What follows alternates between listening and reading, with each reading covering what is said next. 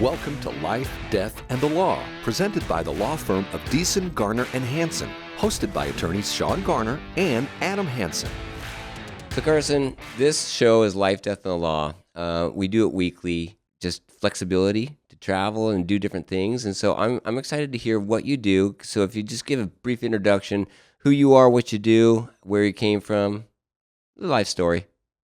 Yeah, so grew up in Yuma. I went on a mission when I was 18 to South Africa and was there for 10 months. And then I came home and went to Utah, went to school at UVU, and I wasn't really sure what I wanted to do. I changed my major like 3 different times. Went from like biology to biotechnology to psychology. And Thinking you're going to go into some medical field or... yeah, I was like maybe I'll be like some kind of physician, a doctor, like pediatrician or something. Yeah. And I was like, okay, maybe I'll be a psychiatrist, because those seem like practical things that you're also helping people, so they seem meaningful. But I didn't really like traditional school. I ended up not going that route in the end. But yeah, and during that time, I had like a few different jobs, just like working in like a treatment center for kids with autism. And Really? So what did you do there? Like, how did you assist? yeah, I was like a mentor essentially. Like it was an inpatient facility, so I would like wake them up, get them out of bed, and facilitate their day. How old were these kids? So these are like teens, and it was kind of high functioning kids with autism. Uh-huh. So a lot of them were like really creative, really smart, and interesting people. So it was like super rewarding, but also really stressful because they all have their different quirks. Yeah. They're super smart, so you can't tell them exactly what to do. They're good at faking it sometimes. Like I had someone like that I was watching like pretend to have a heart attack, and I just Really? yeah, he collapsed just on the ground, like clutching his heart, and then other people around like, "Oh, are you okay?" I'm just ignore him. Don't don't give him attention. Yeah. So that was an interesting time in my life. It was kind of just exploring. I wasn't sure what I wanted to do, but that's the kind of thing I like to do because it was meaningful. Like I felt like I was like directly helping people. And I had a couple other interesting jobs. Like I worked at Lowe's, and then I worked at a pawn shop. Yeah. Yeah. So they just bring in like random stuff. Like half the time it's something that they stole and they're trying to, it's an interesting group of people. It's the people that come into a pawn shop. And then it was useful too because, you could practice like negotiating and like getting the best deal type of thing. So, and did the owner of the pawn shop leave that up to you to like figure out what was a good enough price to settle on for the item, or was that something that you just kind of witnessed as you worked there? Yeah, you have some discretion. Like you can haggle to what you think is right, but most of the items, there's a limited set of items that we could take. So you check in the system, like what do we normally sell this for? Mm-hmm. You just kind of haggle based on that. Were they a lot of times, because the pawn shop whole idea is, I just need some money right now. I want to have my item back, but I'm going to give it to you as collateral for this short-term loan. Then when I pay back the loan, I'll get my item back. Is that still the concept today, or are they coming in just to sell something to get quick cash? Half the time, yeah, they're pawning, but half the time they're selling as well. Okay. A lot of people will say they're pawning, but then they just never come back for it. So, Uh-huh. yeah, you still have to be aware of that. And you give them the same price either way, right? You're not going to give them more for a pawn than you would for a You- sale because... You will if they have like a good history. So, if they're, like, okay. coming in a lot. Some people like bring in like the same items and then they get it back. Like they'll bring in like their whole PC setup or just some like random valuable thing and then come back for it. So What happens when the police show up? police, well, yeah, I don't know if we really had to call the police on anyone, but But do they show up and say, hey, we're looking for this such and such item that was stolen? yeah, I think they did do that a few times. Yeah, Huh. because I guess it does attract some interesting people. Yeah, that was a good experience. And then kind of during this time too, I was like really into piano. I met a really interesting teacher in high school when I was taking like violin lessons. The teacher's daughter was a student of this teacher, and so I went on like 4 different trips to like New Zealand and to Thailand, Southeast Asia area, and one like Mexico, Costa Rica, and then another one New York and Canada. And so these were like classical concerts. Where you are the attraction. You're the coming attraction that people come and pay to see and listen to. Right. There's a group of students that each year it's kind of just whoever has the pieces prepared for it. So yeah, I'd perform some classical piece, and there was also like church fireside like arrangements that we performed at like churches as well. Yeah. What was your favorite one? Does one stick out as like, that was a really cool experience? Yeah, I think the New Zealand trip, that was my first trip. That was like really magical for me because I was like just so entranced by the music and just the whole experience of it all. You know, everyone was so talented, and yeah, I just really loved the music, and yeah, it's pretty magical, honestly. So would you get paid for these, or were you doing it to try to build your portfolio so you could go on and become a professional concert pianist? No, these were mostly for the experience. Hmm. Yeah, seeing the places, performing, just growing in that way. Some of his students do end up like using piano as a career. You know, they continue. Like I have a friend who's in New York. He was a student. He's super technically skillful. Just really, he could just learn a lot of notes really quickly on the piano and just perform them just like a robot. You know. So he's in New York, like just studying. He's like wants to do it as a career. And then Jared too is taking more longer than I did with continuing like wanted to make a career out of piano. You know. So you never thought of being a music major then? Well, that was what I had it listed as at first, but then when I had like time to think about it, I was like, well, I love piano and I can always keep doing it on the side, so I'd rather approach something more practical, you know, because it's not really a career to be a classical pianist unless it's just like any other artistic domain, you know. You have to kind of make it, and it's not really a sure thing. Mm-hmm. And it's not really like huge demand for classical music. I mean, you'll go to concerts. I've gone to concerts with like my favorite pianist of all time. I've watched him on YouTube, and then it's not even like a packed concert hall. It's a lot of old people. So you didn't see a career in it? No, there's not really a career. I mean, if there is, but it's just you really got to be proactive and like know what you want to do. There's always teaching as like the stable income, you know, giving lessons or working at a school, and then you could be like an accompanist. There's a lot of little things you can do, but you kind of got to hustle, and yeah. It seems that that's the theme in everything, in making a career work, whether it's in medicine, whether it's in business, sports. You don't just have to be good at it. You have to understand the business aspect of it. And school doesn't teach you a lot of that. I know there's business school that teaches you. I haven't been to business school, so I would imagine they teach you how to negotiate and how to balance books and how to value certain trades and transactions.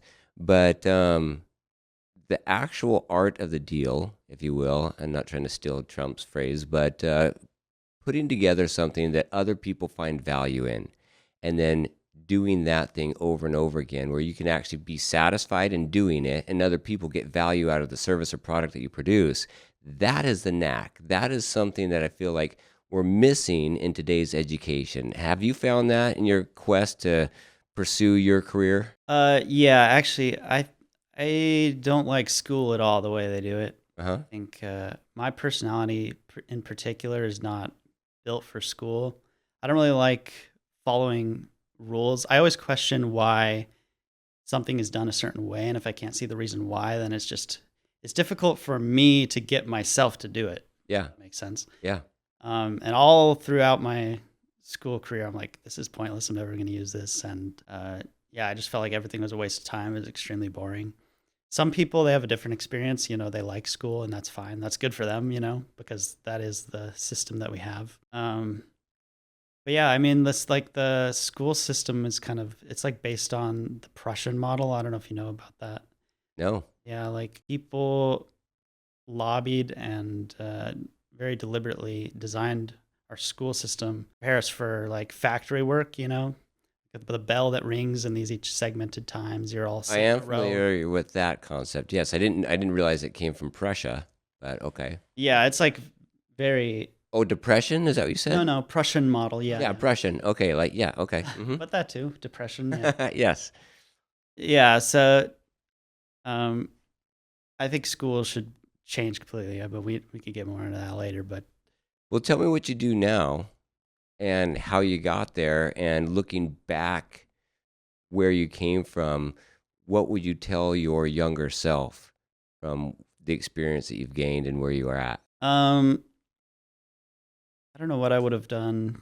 I mean, I still think if you're gonna just give advice to someone generally, that going to college just makes sense. It's like if you don't know what you're gonna just do that. Don't do nothing at all, or just Mhm. like waste your time.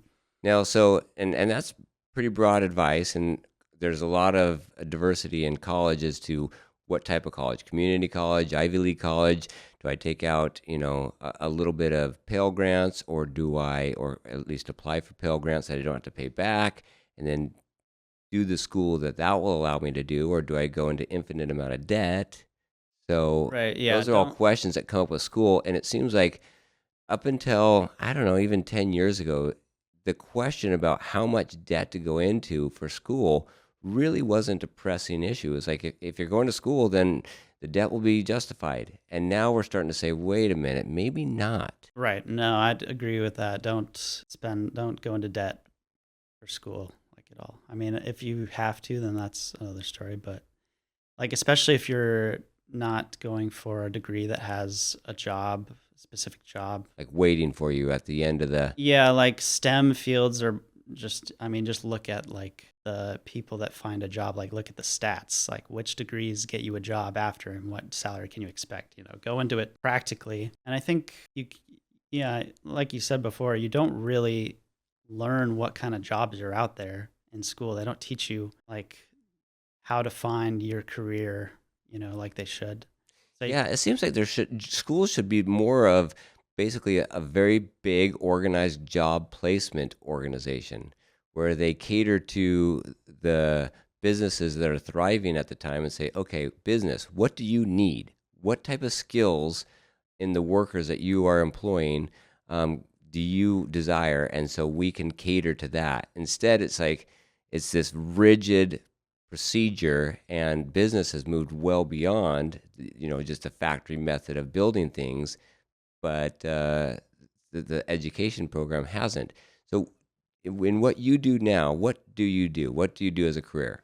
yeah, so I'm a software developer. I work for an airline, and That's a far cry from the biology yeah, and it's the just the sciences exact that you were opposite. studying. Yeah. How did Yeah, you get into that? well, I think I kind of defaulted to like more science and like medical because I was familiar with that type of career. Like my dad's a doctor, and then there's other people like family friends I knew that kind of went that route. So it made sense, but I wasn't really aware of what other practical options there were. And I just kind of was just on the internet, just like considering all my options and realized that, oh, I could be a software developer. And what really was exciting to me was the idea that I could circumvent the traditional school system. So I was looking at like coding boot camps. They have like a technical short program, they vary in length, but mine was like 10 months of job specific training. It's like exactly what you said. You wish that was more mainstream. It was just like everything that you learn is like completely relevant to what you're going to be doing on a day-to-day basis. Coming up, more thought-provoking conversations on life, death, and the law right after this.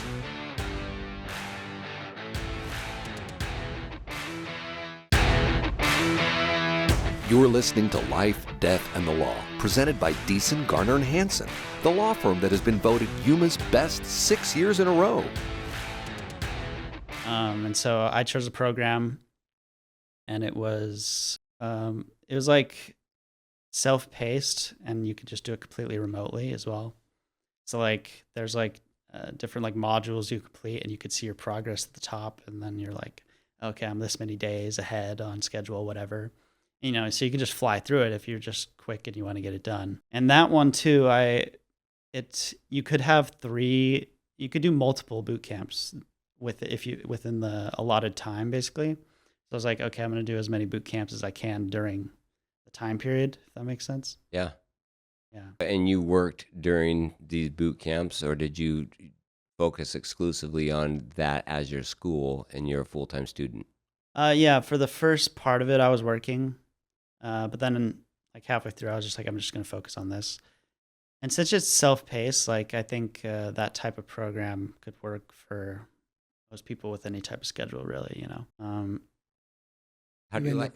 Do you end up with some sort of like a certificate or something? Or Yeah, it's just like a certificate. It's not like a bachelor's degree or anything, but yeah, the tech field, like software development, it's becoming more common for people to not have like a bachelor's degree in computer science or whatever. They'll have boot camp, like computer science, like a degree is kind of proof that you can like do your homework and like follow kind of pointless rules for a while. And then, you have some level of grit if you can complete a college degree, but that doesn't mean you like know any of the day-to-day skills, Right. So it is like, some people do them like in combination. They'll get a degree and then the boot camp because the boot camp teaches what the job is. But yeah, they prepare you for the job, and like also some programs like have like job placement. They're like, okay, this is how you set up your resume. This is what you should expect, and that kind of thing. Oh, so that's even like more relevant and right there into the transitioning into the career. I suppose that makes sense not only for their students, but for their own success when they can say, people that come to our boot camps, here's where they've ended up. We've placed them in these large corporations. They're doing well, and so it bodes well for their advertising for future students. But not only that, but it really gets down to the meat of it all, and that's you're going there to acquire a skill that you're going to perform in the workplace, and combining the education with the actual job seems to be, I don't know, some step we skipped over somehow in the education field, and they're putting that together again. Yeah, the idea that you're just going to learn general knowledge and then like somehow find your job, I don't really know if that's the best way. And you shouldn't really, like in school, you should be able to learn what you find interesting. You should be able to like have a self-based curriculum. There should be like still some general requirements, but so I like the boot camp. The tech field is more competitive right now. I think I got in at a good time. There were a lot more jobs a few years ago. It could still work, but yeah, it just takes patience and determination to find a job. So do you have an office that you go to, that you drive to every morning, check in at 9 o'clock, check out at 5 o'clock, or what's your work schedule look like, and what are your daily activities? Yeah, so I work a hybrid schedule. So Monday and Friday I work at home, and then Tuesday, Wednesday, Thursday I'm in the office. So like every week we have a couple of regular meetings in the morning. Like we have Scrum, which is essentially, what did you do last week? What are you going to do this week? Do you have any problems? Is that an acronym? Yeah, I can't remember what it stands for. Well, it's like, yeah, just kind of, it's a very common thing in the tech field, like Scrum. This is where you meet every week and you just kind of catch everyone up on everything, basically. Okay. Yeah, so it's have that meeting, and then at my company, you're kind of given a user story, which is essentially just like a task, and that has a certain set of like requirements that will determine if it's done.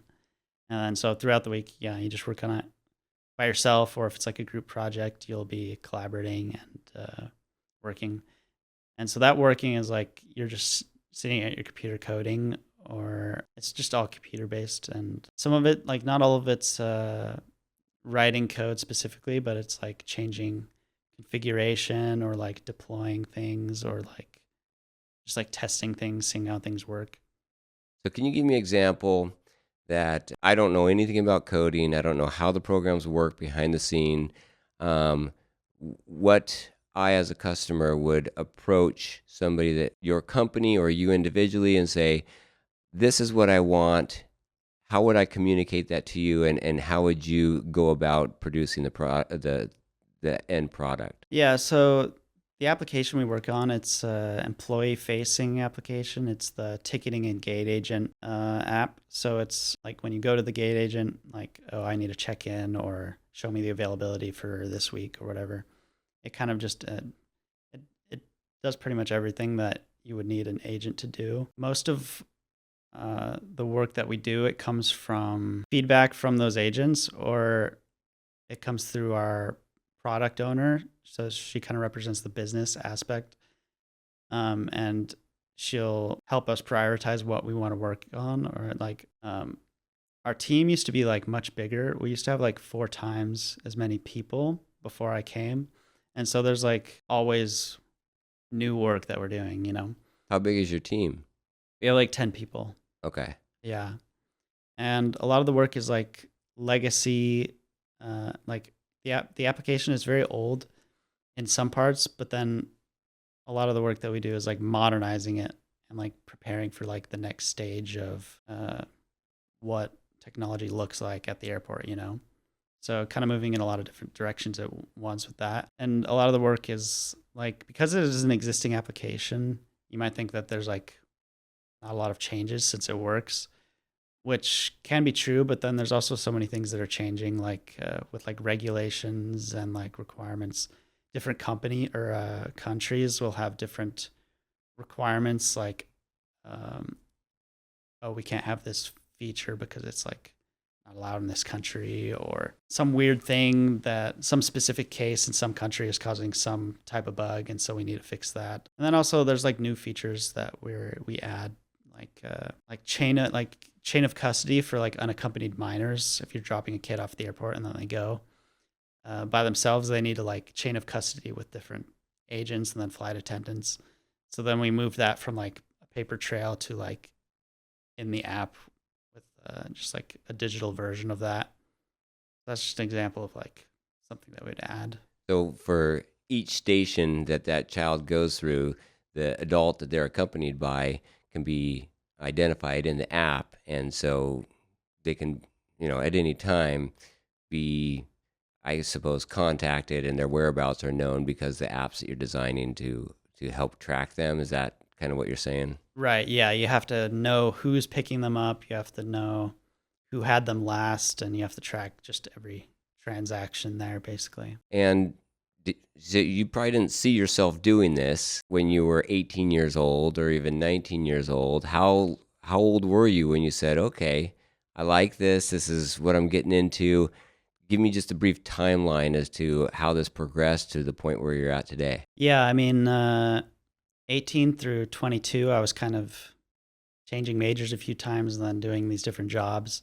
And then 22, I was like, realized it was a possibility doing a boot camp. I might like coding. It's kind of interesting. And then 23, I did the boot camp, and that was less than a year.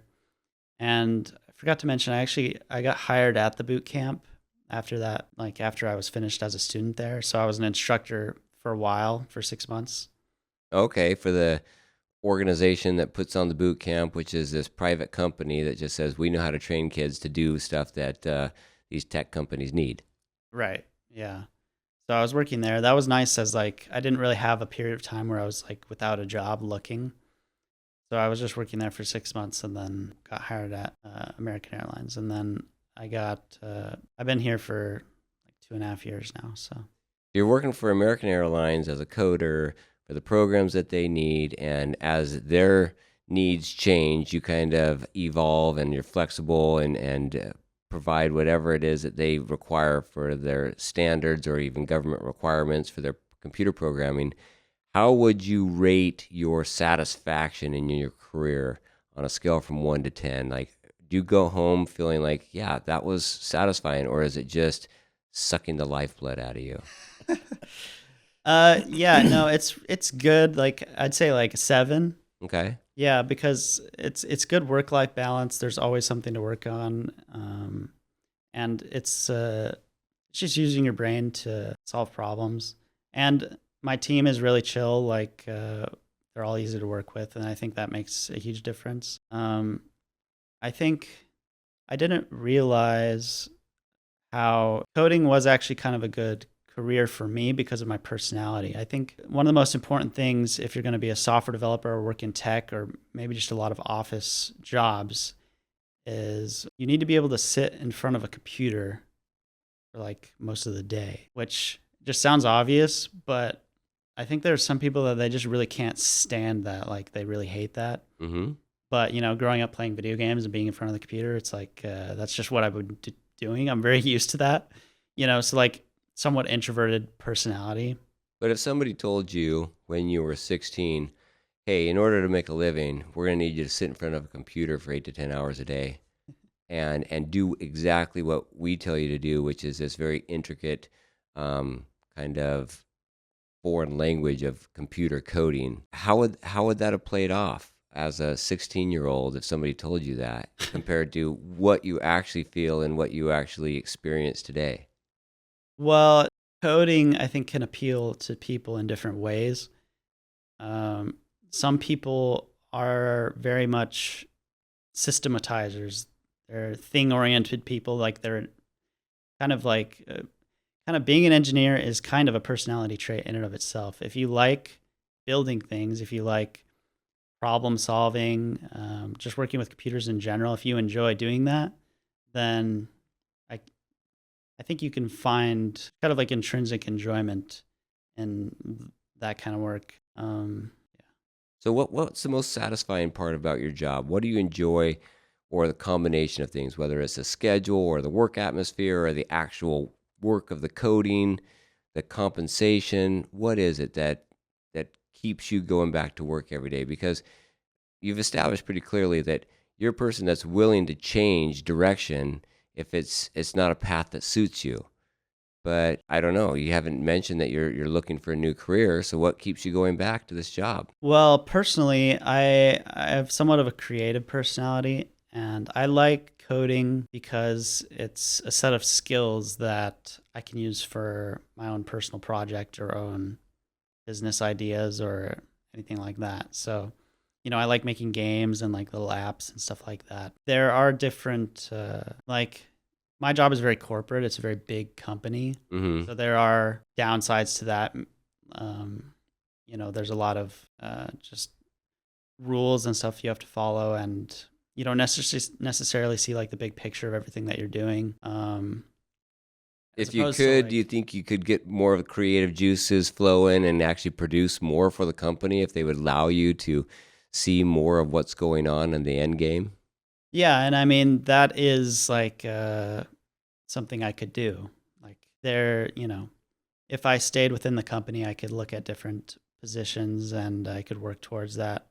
So I think that is a good thing that some people opt to do because it is pretty stable, and as you build credibility within the company, like your domain knowledge just builds on itself. So if you're working on one team, then the next team you go on, you like have that specific knowledge from that other team that you had. But then there's also different coding jobs. Like startups are much more fast paced. They could have crunch time where you're working like just long hours. What's long hours to you? Well, I haven't experienced a startup, so I don't really know. Uh-huh. I work 9 to 5, so I work 40 hours. So you do work a typical 9 to 5 Right. Yeah. time period. So you don't just, when you're working at home, you don't get to do it in the middle of the night or whenever it suits you. You need to be on the computer at the time that the team is. Well, to an extent, Okay. yeah. There are kind of core hours, like 9 to 2, where you need to always be working or just available. But then it's like a work from home day, then you can work your own hours for the remaining time, the other couple hours, basically. Coming up, more thought-provoking conversations on life, death, and the law right after this.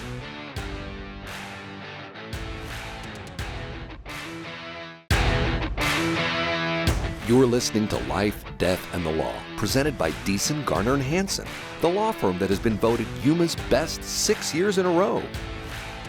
You get paid by the hour or salary or the project, or how does that work? It's salary. Uh-huh. So as long as as long as you're keeping up with the work, then your salary is going to be set and you're good. If you're not, they're going to come back and say, you need to pick it up a little bit. Otherwise, we're going to look a different direction, right? Right. Yeah. That's the thing with software. You don't always know how long something is going to take. Sometimes it'll be like, oh, this will be really easy. And then you just get stuck and then you work on it for months type of thing. Uh-huh. So yeah, you got to learn how to gauge how much work. That's why you go week by week. Like, okay, this week I completed this, but this part is taking longer than I expected for so and so reasons. So I'm curious. So we got, for the people that are listening to this on podcasts, that can't see us here, Jeff, your dad, is sitting right next to you, and he's a successful career orthodontist, and he is one of those guys that you go to when you need advice about life, right? I go to him when I'm like, okay, now this is getting tricky. Let's think outside the box. And you seem to be one of those that plans and enjoys planning and having everything kind of laid out. So when you've watched Carson go through this path, how did it strike you? Were you really anxious, or were you just like, oh, that's kind of cool that he's doing it? You knew that he'd land on his feet. What was your experience? Carson's always had grit, and he's always been smart, and he's always plotted his own path. And so in that sense, I'm like, he's going to figure this out at some point. But I felt like all of my kids, at a minimum, would go through and get a college degree, because that's what I just anticipated was a factor in success. And when that wasn't what was happening, I did have some question, like, how is this going to play out? And I didn't understand why he wasn't able to do the things that didn't make sense to get a means to an end. Like, yeah, you don't really love this course in school, but it's part of the process to get where you want to go. Because in my particular job, I have a particular set of skills, and but to get there, I had to do a lot of stuff that was, looking back, I don't totally say pointless, irrelevant. But I right? don't do root canals and dentures and fillings, and I don't need to know quite all the stuff involved. And then just even to get to dental school was its own chore, and I knew that all along. These were things that I was not going to be doing, but it was okay, because it was the path that I needed to take to get to where I wanted to go. And so it's just what you do. And so when Carson's like, this doesn't make sense to me, and even in high school, he's like, this is stupid. Why am I doing this? Well, you need to do these things to get these markers. And so I was a little bit questioning, how is this going to work? But that's because I was with the old technologies. When you were younger, you didn't have access to the information that you have now. You can be a self-learner on YouTube. You can learn almost anything for free. Yeah. And I didn't have access to that as a young person, and now you do. And he's found his own way. So, I'm very proud of him, because it's like Frank Sinatra. I did it my way. I didn't listen to the norm. I did what I felt, what resonated with me, and what was working for me. And not everybody is able to do that. They don't have the grit, or they don't have that strong will. And those are the things I knew would help him find success. I just didn't realize it would be this non-traditional path. And so I'm really proud of him, because I've seen him become something that wasn't necessarily what I thought possible. So he struggled a little bit thinking about what he would say to his younger self, knowing what he knows now. What would you say to his younger self, knowing what you know now about him? Like, how would you parent him differently? So, giving advice to the parents out there now that are, facing the same thing. This is a Gen Z issue, right? Yeah, they're non-compliant. Yeah. Well, I don't know how much of the kids are perceptive. So he might have sensed my angst, or my concern, or my lack of faith in him. I suppose if he picked up on that, I'm sorry about that. I wish I would have had more faith in that process. And so what I maybe wish I would have done. What does that mean, to have more faith in the process? Just believe it, or to tell him different things, or to encourage him different ways? Yeah, maybe to to support him, to always say I'm proud of him. And it's not that I ever really said, I'm very disappointed in what you're doing, but he could probably sense that I was like, man, what's happening? What's he doing with his life? Mm-hmm. And, now it as I recognize, it's all part of what has worked for him and should have had maybe a little bit here. This is going to be great. This is going to be fun. You'll find your way. This all sounds very progressive. Mm-hmm. And Mm-hmm. you, I know, Yeah. are conservative. Uh-huh. And so it strikes me as kind of a conundrum. We're talking about a progressive way of going about finding a career and embracing this Gen Z ideology that you got to find what you love. Mm-hmm. But you and I both have gone through that school of, rigorous study, much of which has nothing to do with the daily practice of what we're doing in our career, and have found success in doing that, and then preaching contrary. So how do you make those two ends match? I'm actually at a loss here. Yeah, I'm kind of the same. I mean, I don't really know the answer to that question. I think my mind is very traditional, conservative. So I don't know. I don't have good advice for that question. Carson, where do you see yourself in 2, 5, 10 years? We'll start at those increments. Okay. Well, for now, I'm comfortable where I'm at. I like where I'm working and continuing to learn. And You live in Phoenix. yeah, well, I should say my job, I like it. It's stable. I'm still learning a lot. But maybe in the 5-year time span, I'm interested in possibly remote work. Don't know necessarily where I want to end up. I like Arizona. I'm used to it.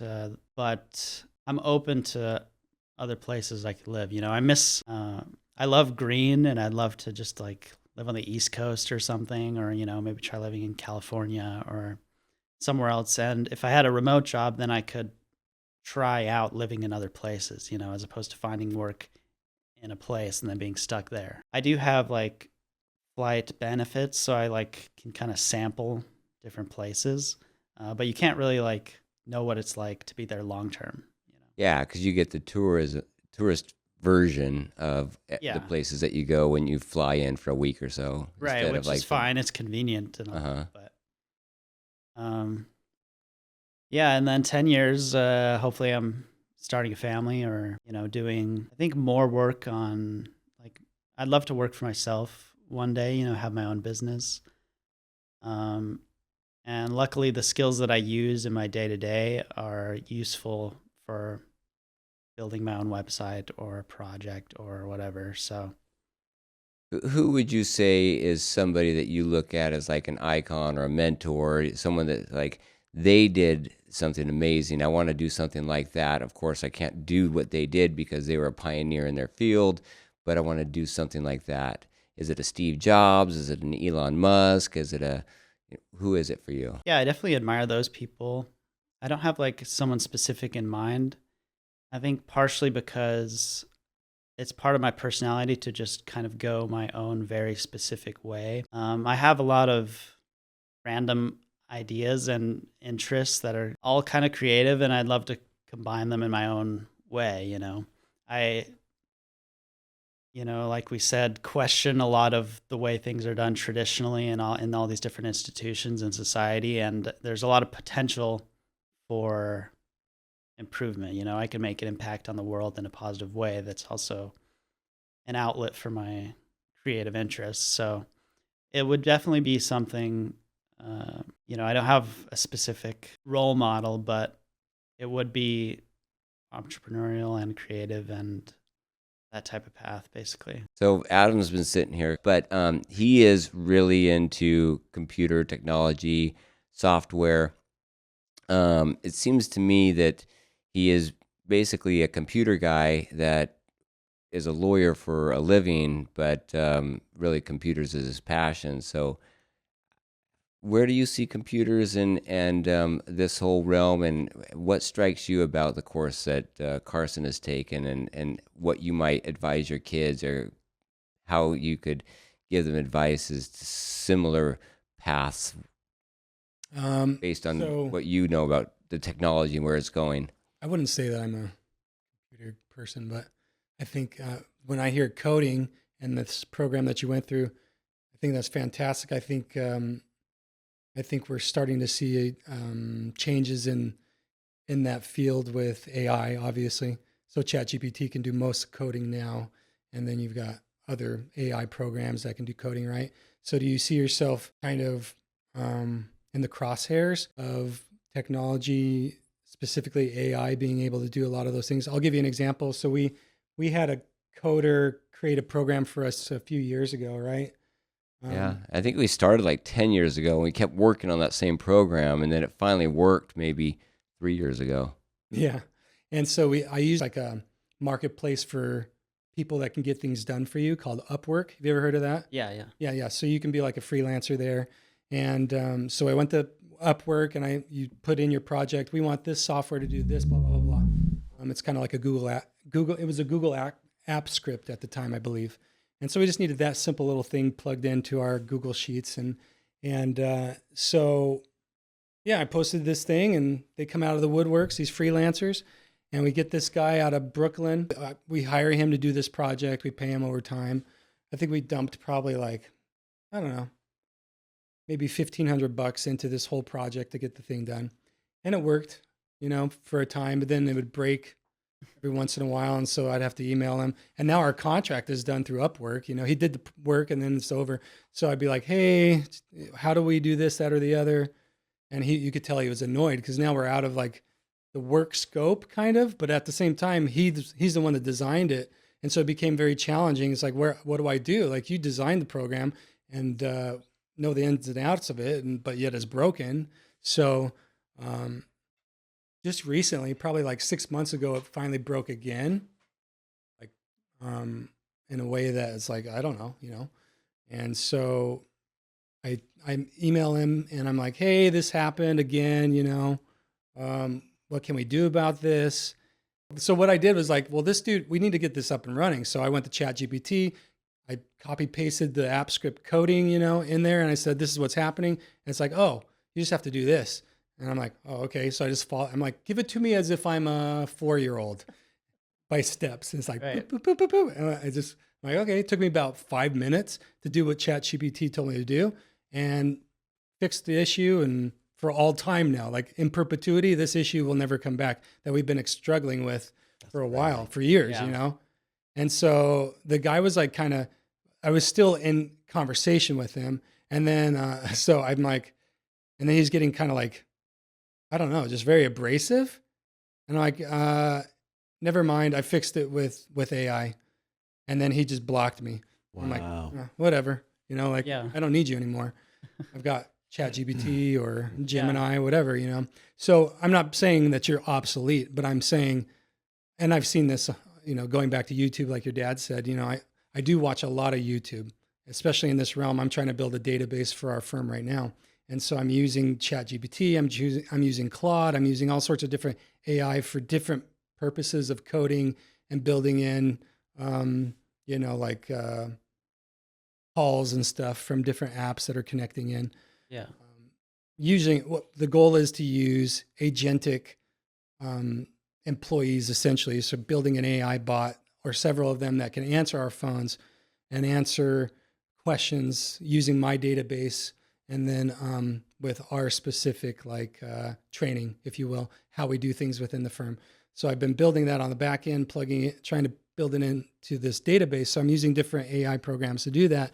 And it's not perfect by any means, but at the same time, it really takes a lot of the work out of what I would have had to go to Upwork and get a freelancer to do. Right. And just do.